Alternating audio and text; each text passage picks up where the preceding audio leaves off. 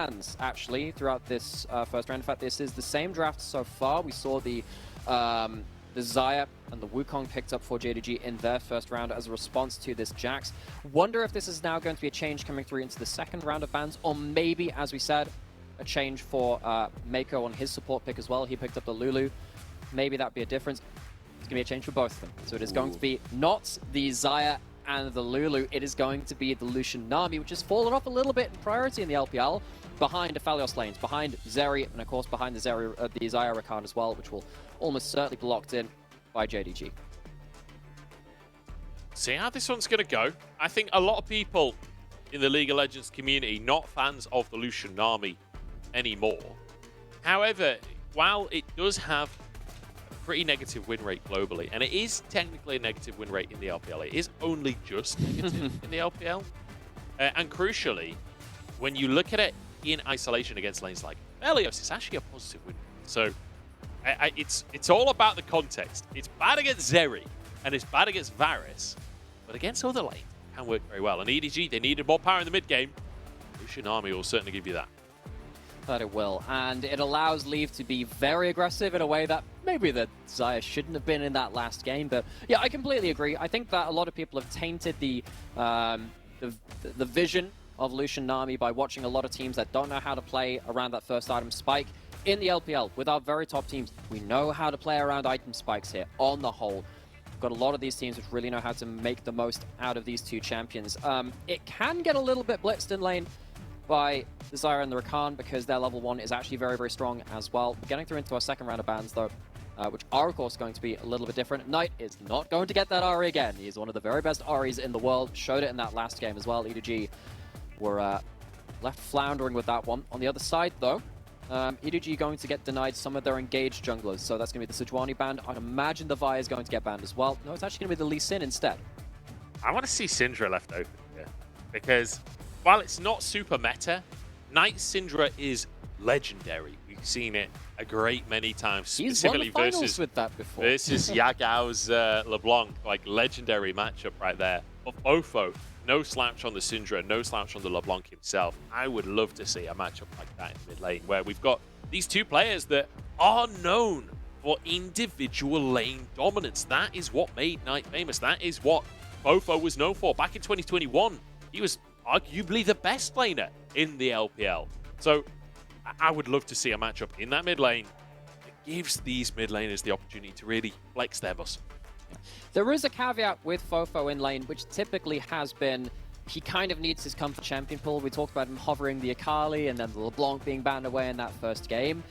It has felt like, actually, of the players on EDG, or at least in terms of the mismatches in the matchup here today, it has felt like the champion pool difference has been towards Knight over FoFo, who's typically gone towards the Jace, which is banned away, the Annie, which has also been banned away.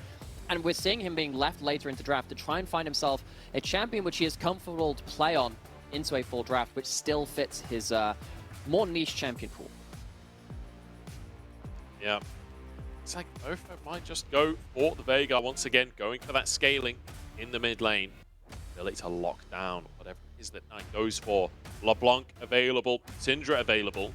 Syndra not most meta champion. It is that signature pick for Knight that we've talked about. Oh, he's teasing you, man. He's teasing you. He's just leaving there saying, oh, I could play this, I suppose. Oh, I guess I could do it for you. He's hovering a number of picks, though, because you see this Veigar, and yeah, we're talking about, like, the early lane prio being a little bit, or the early fighting ability not being there from EDG. Syndra has that in spades. It's going to be the purple matchup in mid lane.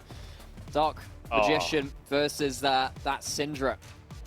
It's so exciting. I mean, Knight is just such a monster on this champion. He's got a 75% win rate over 50 games on the champion. It's absolutely absurd. He's a monster on the Syndra. We've seen it before in playoffs, we've seen it before in best of fives, and we've seen what he's able to do. Keep an eye on Knight at all times, and most importantly, keep an eye on where he's putting those orbs. He likes saying in an interview that he only ever uses his skin in matches that are so crucial, that are that important, and I believe, if I'm not mistaken, that is Samsung Galaxy's skin right there from when he won the World Championship. JJ, you'd expect to be wearing his own as well. And what a matchup we have. that we have multiple players in a meta where their world's champions, their world's champion skins are playable. Like, what a treat for us. It is, because it reminds me of, if we're going to go talk about, the very first MSI in 2015, the precursors to that in 2014 was one of the very first events which I watched as well, kind of getting into esports as a whole and League of Legends, was All-Star 2014, which was when, of course, the SKT roster of that time played their world skins out of meta. This is a little bit different, but Ruler hovering in on that one. He has got his Samsung skin on, the one which he ruled Season 7 with all those years ago. The fact that he's still at the top of his game, still arguably up there with the best AD carries in the world, playing his own signature champions, it is an absolute treat. It's completely insane. Ruler just... I mean, I remember back then, the absurd level of team fighting that you would see out from Ruler, and that certainly has not changed. I will say, game number 1 of this series, it was Leave and Meiko winning the 2v2 early on. We'll see if having the Xayah Rakan for the laning phase can change things around for them, though they are up against Lucian Nami, which can be devastating to have to play against. So we see some jungle wards going down as well. We talked about how Jiejie has typically gotten himself active on the map, and in the first big plays of the game, typically Jiejie finds a good angle for it, whether that is in bot side river around those scuffles like we saw in that first game, or whether it's into a lane. He's starting on the same side of the map. He's spotted out this time. JDG will see him on that blue buff heading towards the bot side of the map. He's on that Viego. Really needs to commit flash to a lot of these ganks if he's going to have the same kind of ability to lock down kills, but he does have that early damage you can get from the Viego. Spotted again, though, potentially on his Raptors. Yeah, easy 7-0 on the Syndra. I believe that's just this split. Yes. Syndra has not been that meta. It has been. He's played it 7 times, 7 wins. And, historically, a dominant champion for him. Going to be very happy picking that up into a matchup that he knew he was going into. Jiejie smells a rat here. Kanavi moving into the jungle. Meiko moving over to make sure Jiejie's safe on this one. Red buff will reset. Knight was moving as well. Remember, this is where we saw sort of a questionable flash from Knight early on in the previous game. This time around, it's a little bit calmer. That it is. The thing with something like Scout of the Week is that often you're sat there with such a high missile speed on that ability as well. You often don't need to commit flash to get that one skill shot through. Post level 6, you can kind of do your funky flash ults into stuns. Those are really fun. You have to see how it can do with that flash away from Leave. I mean, you'll take that every day of the week. JDG, pretty much a free trade. And forcing a flash out from Leave, punishing over aggression there. JDG will be very happy with that one. It's Kanavi down on this bottom side, but it will be JJ to get the Scuttle Crab. Don't know if they'll be able to find anything more. Both junglers on that bottom side, but you see Kanavi moving away. Well, the thing that happened here was that Kanavi went into the enemy jungle to try and stop JJ's farming happening so cleanly. Now, he's going to be on vision. Yeah, JJ moves in. Don't think he's going to be able to get anything done here. Ruler are missing. Maybe just recall. This lane is going to be frozen away from them. This is going to be painful. And this is the thing, right? Because JJ he does always take an angle in an early game. He's trying to achieve something. He spots one lane and goes, that's the difficult lane. Ala has Counter-Strike. He's got his lethal tempo stacking up. Yeah, he'll win the 1v1 against Kanavi, but he knows that ain't going to be a 1v1. Yeah. Knight just in the wings and the spike comes down. So grab will be taken. It's 369. I don't think that wave is quite going to crash. Not ideal for him. Just outside of turret range, most of it. I mean, I think with the cannon there and his ability to wave clear in, he'll be able to see this one into the turret either way. So wave state fixed up for 369. Something in the early levels which can happen, of course, is that Jax takes 1 or 2 good trades with kind of his passive and lethal tempo stacking up. Things get really awkward for the Sion after that point. But as you can see, 369, even bold enough to threaten demolish procs. He's out there going, I could go for some plates right now. I could go for some crockery. Not able to get that one at this timestamp, but still managing to pin him under turret. Allows Kanavi, of course, to play around that top side scuttle, at least get that one, as we saw a little earlier. Leaving Meiko. Please don't walk up to that tri-bush. That'd be very bad for your short-term health. Not going to do so, indeed. Waiting until Jiejie finishes his Raptors and his Krugs, so he can be around to help them out on their side of the map. 369 does get his demolish proc off. It costs him half of his health bar, but he knows that the junglers aren't nearby. Stacks that wave up as well before leaving, so that will push in towards him if he just leaves it alone. I think he's actually just going to Kanavi. clear that one. Kanavi in the brush, making a play happen. The knockup is there and leave no flash. It's the first blood for JDG. A beautiful coordinated play. Yeah, that's a misread from Leave and Meiko. Not sure what they were thinking about where Kanavi could be. They didn't have any, well, they still don't have any vision on the other side of the map to see where Kanavi is. Maybe EDG thought with 369 getting demolished proc, maybe he feels safe on his side of the map. Maybe they think that Kanavi would be that, but real misread. Oh, that's just 369. And 369, he's getting the most out of this, and now he has level 6 as well. He's hanging around, potentially looking at a bot side play for this dragon and then teleporting back up towards the top side. Of course, with teleport changes just a year ago, you can't teleport very early into the game to anything but towers. You need to walk down to these fights yourself. He's doing so now, walking into lane towards that bot side, maybe looking to double dunk on this Lucian. Yeah, missing and ruler. Hiding in the brush right now. Leave. Still no flash available. Not level 6. Oh, Leave. Needs to be cautious. 369's going underneath the tower. The knockups galore. And the feathers fly back in as Knight gets a consolation kill on the end of the play. It's another 2 for JDG and a Drake on top. And what a disastrous first couple of games from the prodigy AD carry of EDG. Leave an incredible spring, but in this all-important series, the one that could see them through to the organization's first MSI since that win in 2015, has been an absolute shocker from the young AD carry. 0-2 now. JDG, they look from that first game and say, okay, who is underperforming? Let's dunk on him again. And you do have to bring up a question here for ED. Oh, Knight. Stealing away the Scuttle Crab. It's going to cost him his flat. I don't know how worth that is, really. Oh, but the mental damage, Munch. The mental damage cannot be understated. Knight really is a man of his own, isn't he? 1-0-0, has his boots. There's Kanavi. Now, no smite, because he used it on that crab, but he gets it with the crushing blow. Jiejie smites it to barely any HP, and somehow Kanavi comes out with the buff.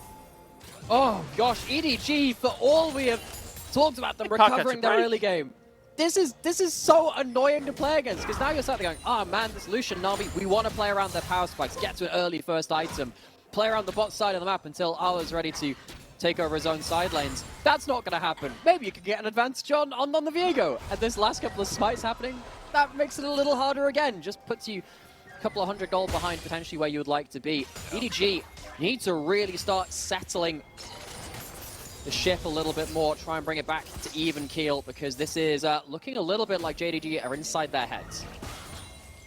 It does feel like JDG sort of downloaded them in game number 1.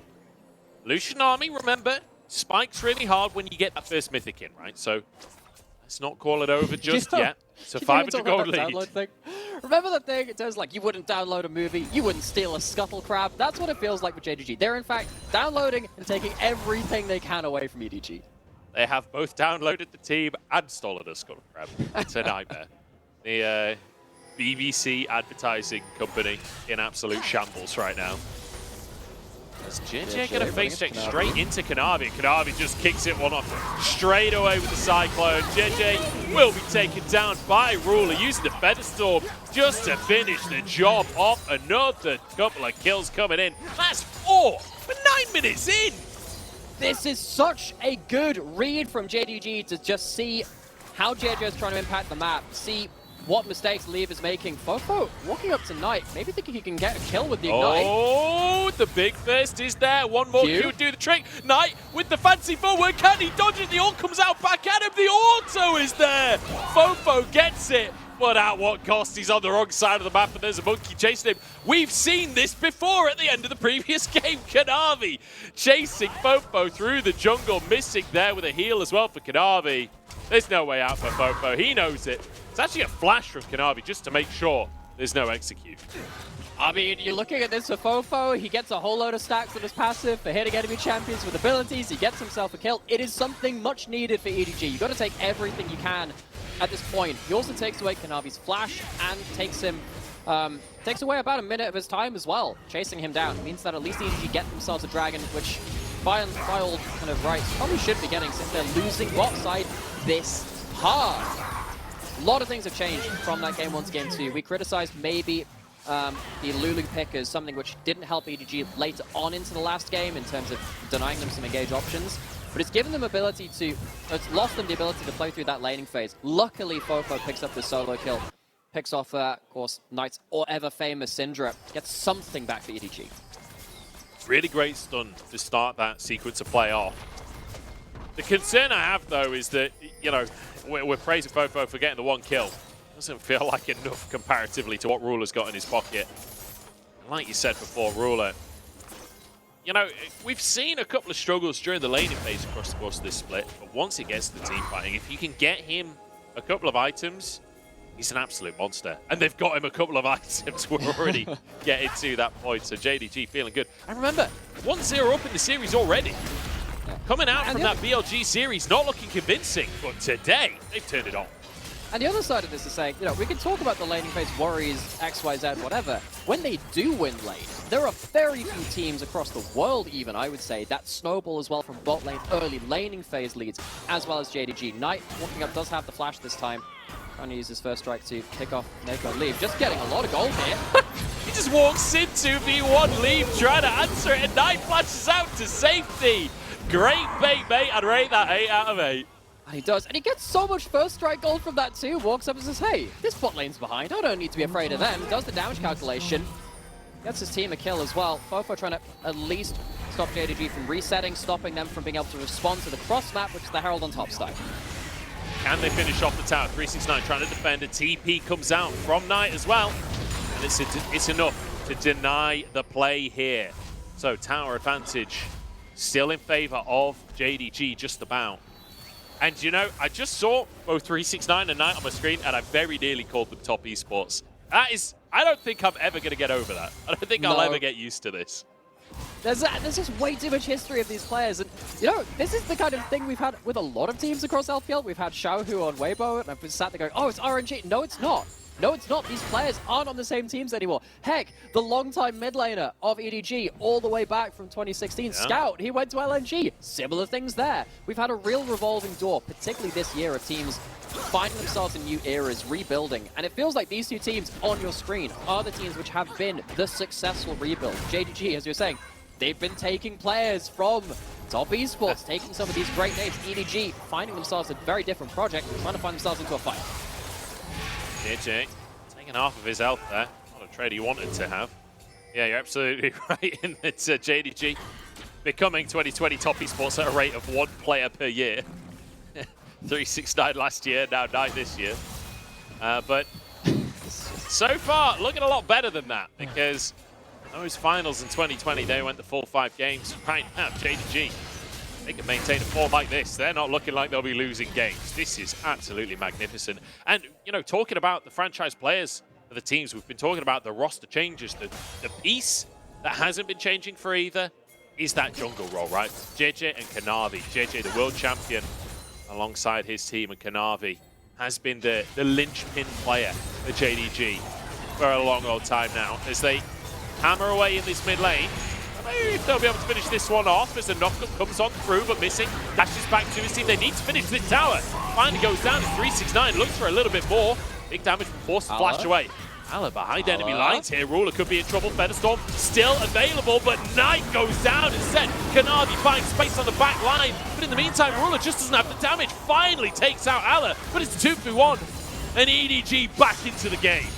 Huge play from EDG, an overstay from JDG, which is surprising given all of the vision they had to spot Ala coming in from the bot side of the map. Look at those red wards littered through bot side of the map, kind of on the entrances to that mid lane. They still could stop Ala getting a very big entrance into that play. So, going back into the replay, see what the big moments of this were. Again, JDG trying to use this Sion, who's already very tanky, to try and siege, but he's not the one tanking. Missing is basically out of the play at this point, so you don't get to the quickness, you don't get to use that engage, which then EDG say, okay, you don't have your engage tools, you don't have a flash on your Syndra as well, there's no field left, you're dead.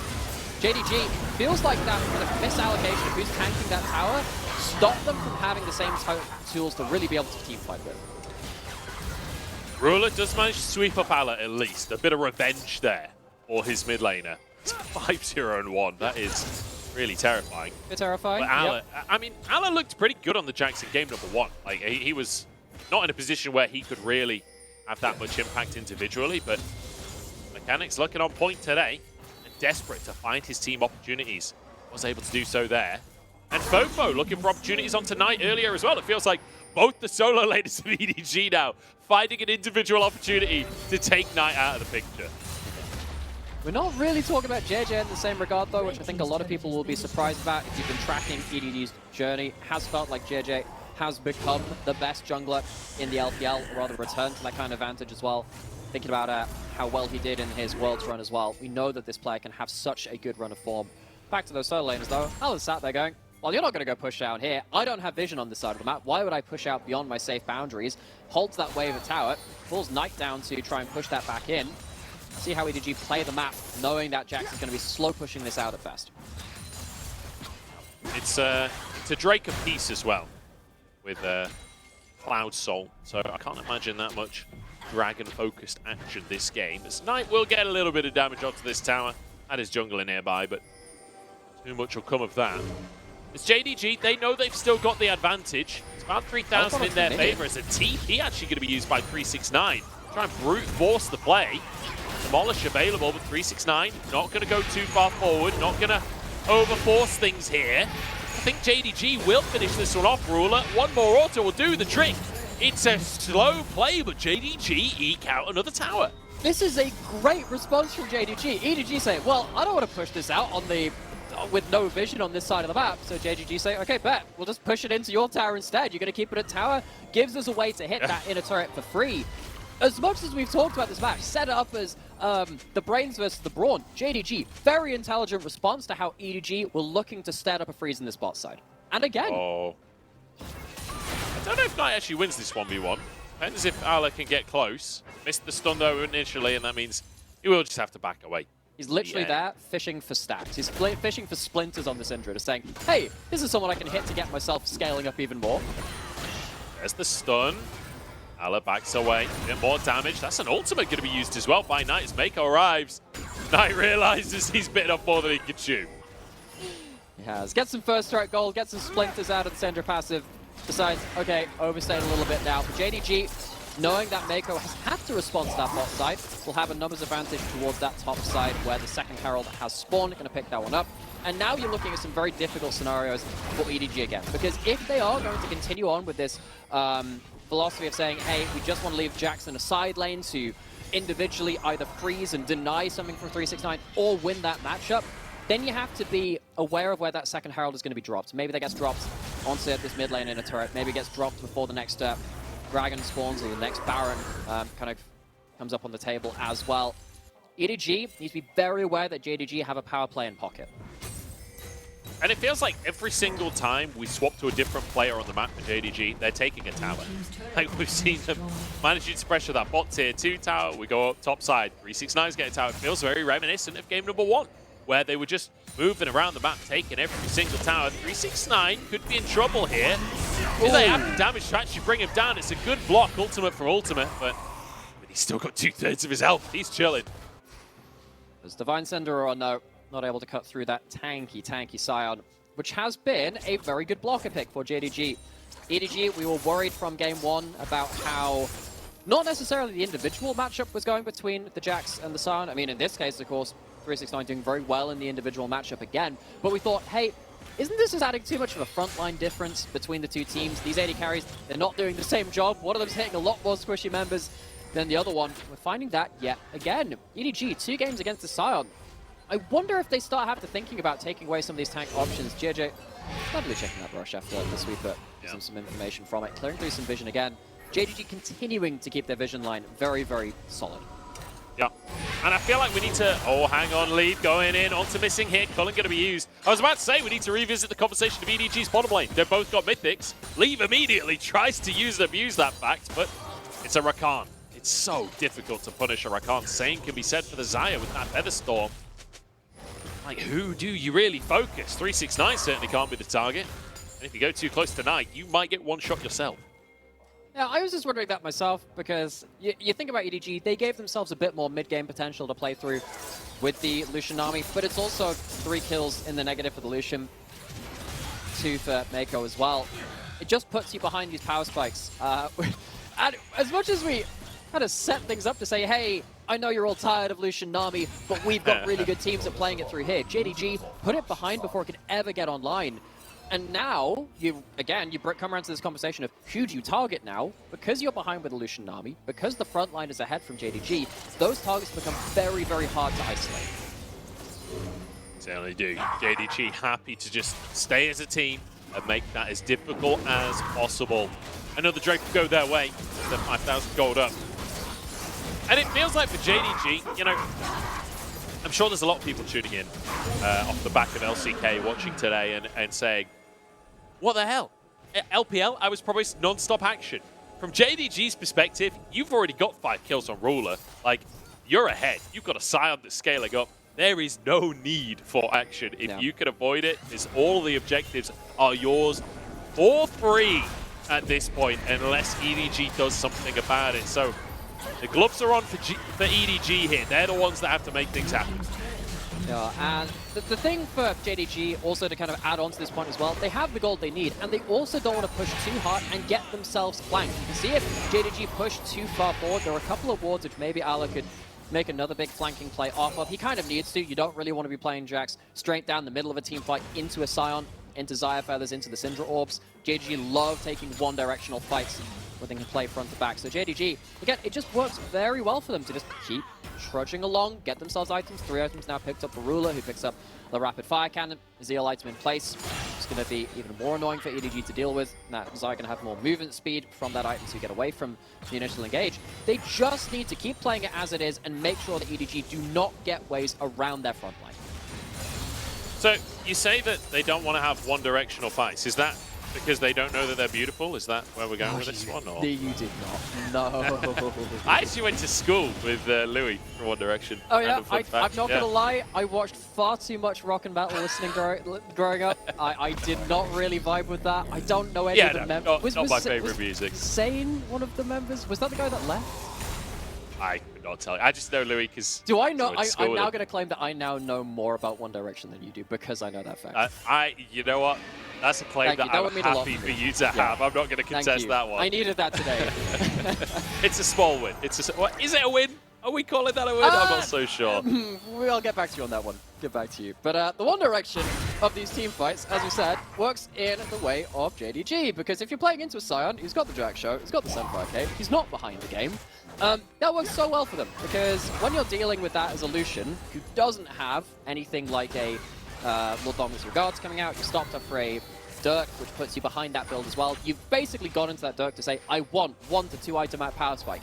This is your power spike, and you're still not killing the Sion. You are very far behind a point where you can actually kill the Sion at this point. So JDG, why would they take fights away from 369? He's going to give all of the platform available to his AD carry and his mid laner to do the damage they need to. Now JDG full vision control of the Baron area. It's an engage from Missing Ruler. Dives in with the Gale Force as well. Missing low. Oh, the roots come out from Ruler though. The Xayah's online as he looks for Meiko. But chased down now. Cyclone to knock up Jiejie. But they're winning out by FoFo surviving as Kanavi finishes him off. Leaves chance to shine. His chance to step up as Kanavi chases him down. But here's 369. The choo-choo train rolls into the station. And 369 is feeling fine. They are, but he was there way too late. JDG, they need to play around the Sion, who was on the side lane. Still take the fight anyway. They walk away with a slim victory, 4 for 3. Now Ala's going to walk on to Knight. Oh, he gets it! Flashes over the wall, but Ala answers it. 1 for 1. 1 for 1. Messy fight. Well, I guess if you were waiting for that action, there you go. We get something exploding around that mid lane, but JDG will have to impress again. Really not sure that was the fight that they wanted. It's still a slim victory for them, I suppose. Maybe with that last kill on tonight, the shutdown coming through, and also losing that flash, you have to revisit that. But this is a very explosive fight. It's great to be fighting into Feathers in the corridor, but with kind of Ruler using his ult so early and then committing so heavily for the Nami, who's like 200 HP over the wall, really feels like an overcommittal from Ruler. Needs to play very responsibly with his lead.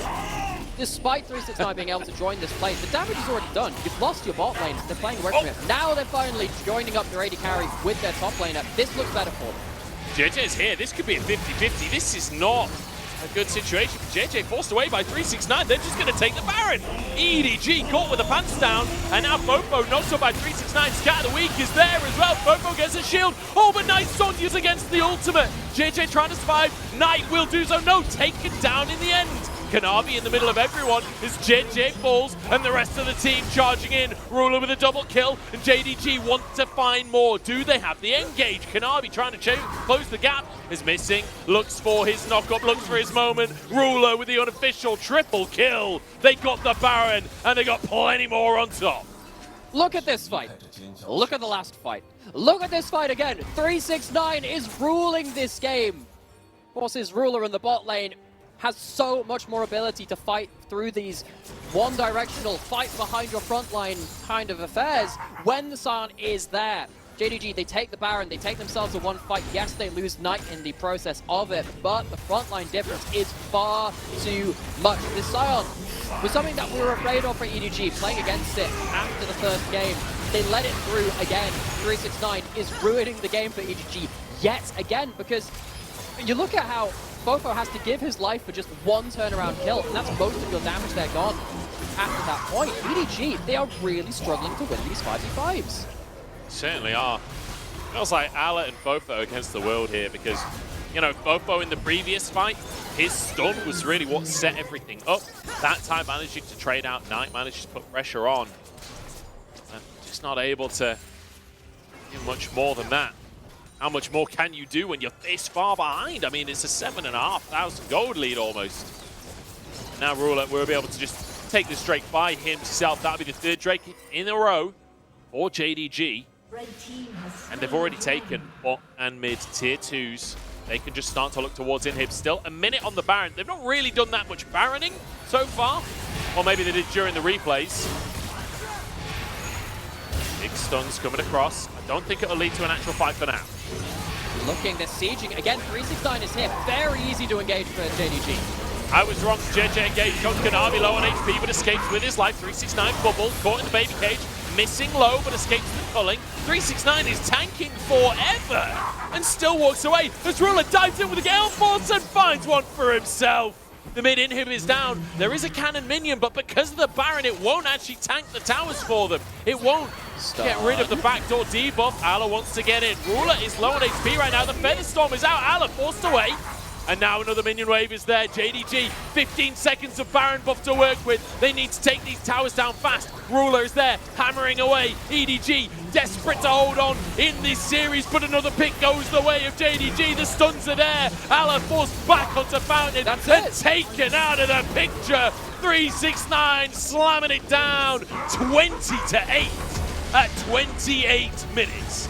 JDG go up 2-0. What a top lane performance from 369. First two games, it's on the Sion.